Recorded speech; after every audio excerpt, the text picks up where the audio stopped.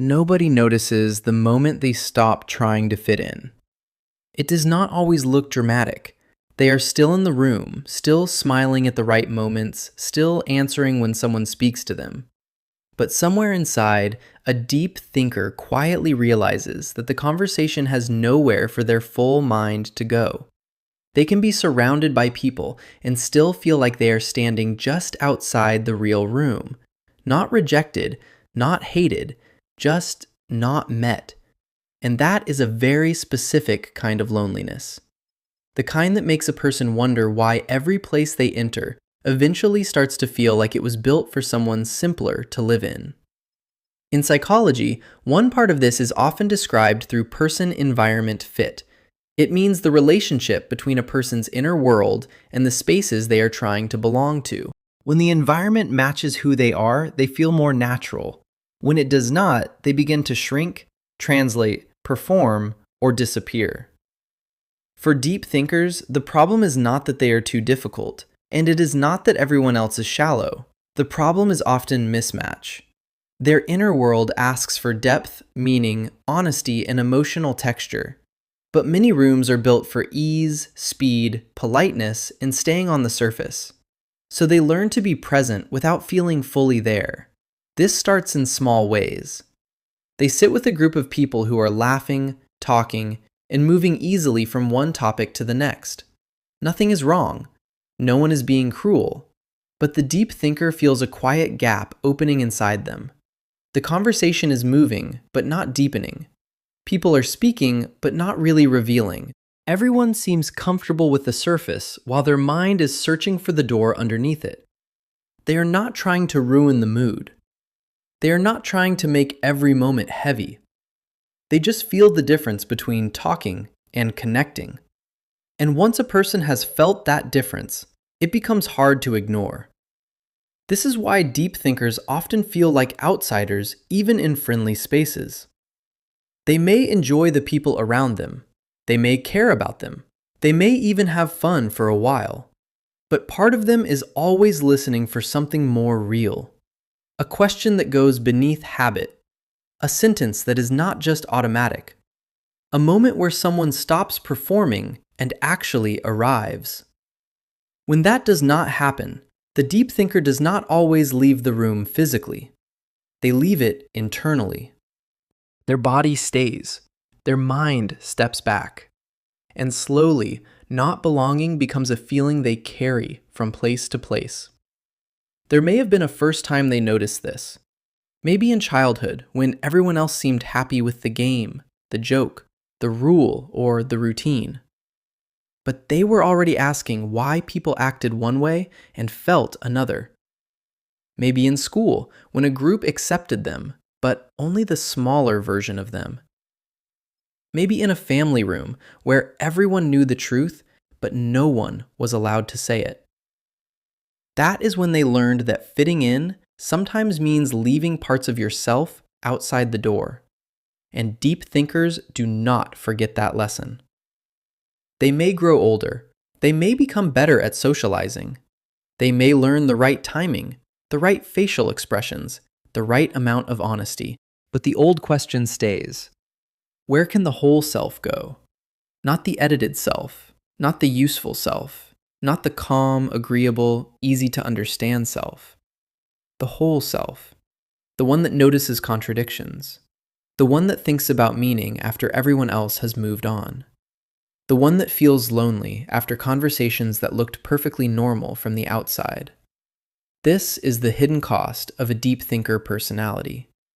People often assume deep thinkers want to be separate, but many of them are not trying to be alone. They are trying to find a place where their depth does not create distance. They want connection. They just do not want the kind that requires self-erasure. So they begin to edit. They make their thoughts shorter. They make their feelings easier to digest.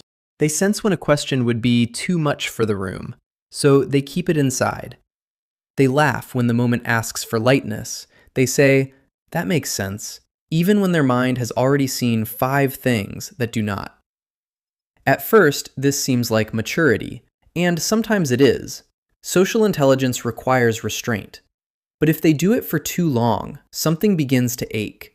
Because every time they make themselves smaller to fit the room feels less like belonging and more like hiding. This is where the loneliness becomes confusing. A deep thinker can have friends and still feel unknown. They can be invited and still feel out of place. They can be valued for being thoughtful, reliable, mature, or insightful, while still feeling that no one has actually reached the place inside them where they live. That is why compliments do not always fix the feeling. Being liked is not the same as being understood. Being included is not the same as being met. And being surrounded is not the same as belonging.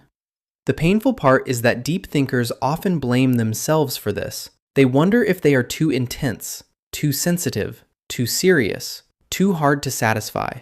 They may tell themselves to relax, stop analyzing, be normal, enjoy the moment.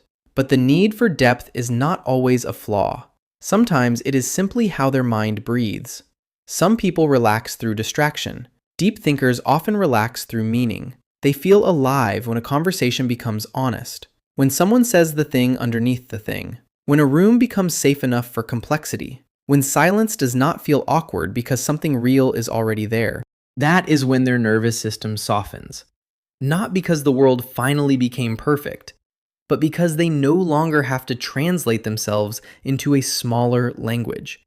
This is why they may feel at home with very few people, not because they are cold, because belonging requires precision for them. They are not looking for a crowd. They are looking for resonance.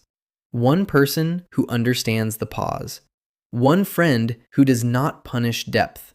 One room where their mind does not have to keep checking whether it is too much. For a deep thinker, that can feel more like home than any familiar place ever did. But until they find it, they may keep drifting, from group to group, job to job, friendship to friendship, even identity to identity, trying to locate the version of life where they finally stop feeling like a guest. And sometimes, the hardest truth is this: they do not feel like they belong anywhere because they keep trying to belong in places that require them to disappear.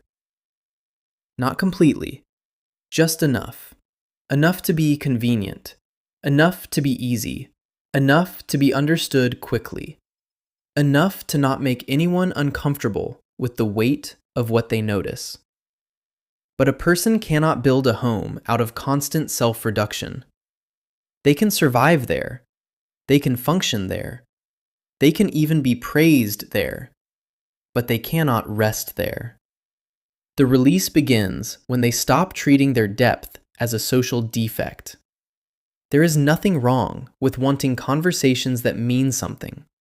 There is nothing wrong with feeling tired in rooms where everything stays on the surface. There is nothing wrong with needing fewer people, but more truth.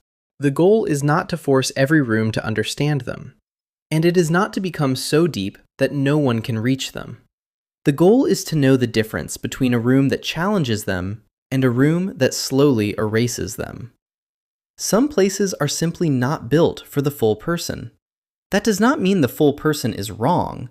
It means the fit is wrong. A chair that does not fit is not proof that the body is broken. A room that cannot hold depth is not proof that depth is a problem. So maybe belonging does not begin with finding a crowd. Maybe it begins with refusing to abandon yourself just to stay in one. Maybe it begins with one honest conversation. One place where you do not have to flatten your thoughts. One person who does not make you feel strange for needing meaning. One quiet moment where you realize you were never asking for too much. You were only asking to exist without being edited down. Deep thinkers may never belong everywhere, but they were never meant to. Some minds are not built to fit every room. They are built to recognize which rooms are real.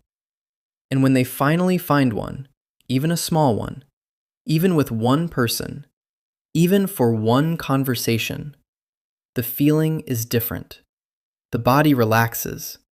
The mind stops scanning for exits. The soul stops standing outside the door. And for once, the deep thinker does not have to wonder where they belong. They can feel it, because nothing inside them has to disappear to stay.